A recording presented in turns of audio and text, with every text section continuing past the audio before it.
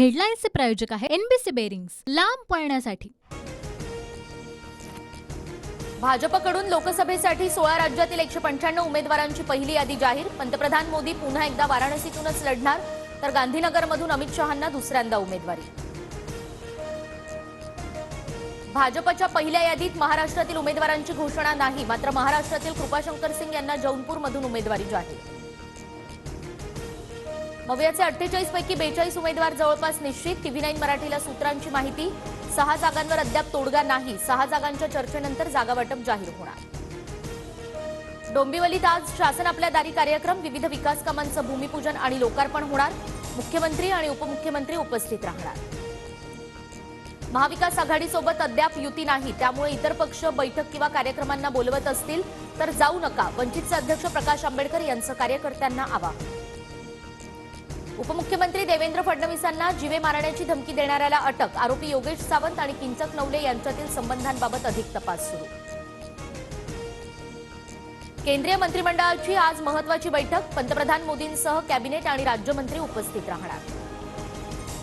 ठाकरे गटाच्या अनिल देसाईंना मुंबई पोलिसांच्या आर्थिक गुन्हे शाखेकडून समन्स। 5 मार्चला चौकशीसाठी हजर राहण्याचे आदेश। शिंदे गटाला शिवसेना पक्ष मिळाल्यानंतरही 50 कोटींचा पक्षनिधी काढल्याप्रकरणी समन्स। बारामतीमधील नमो महारोजगार मेळाव्यात उपमुख्यमंत्री फडणवीस आणि शरद पवारांचा संवाद। मेळाव्यात मुख्यमंत्री शिंदे, फडणवीस, अजित पवार आणि शरद पवार एकाच मंचावर।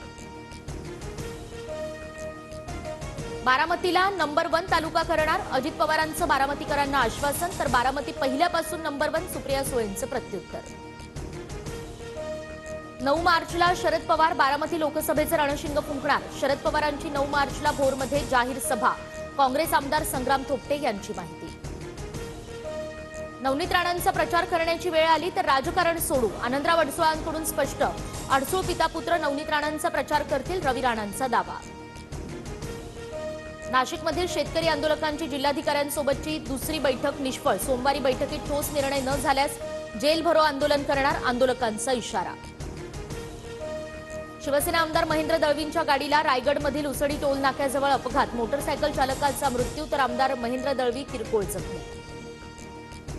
मध्य आणि हार्बर रेल्वेवर आज मेगा ब्लॉक। विविध अभियांत्रिकी आणि देखभालीची कामं पूर्ण करण्यासाठी मेगा ब्लॉक।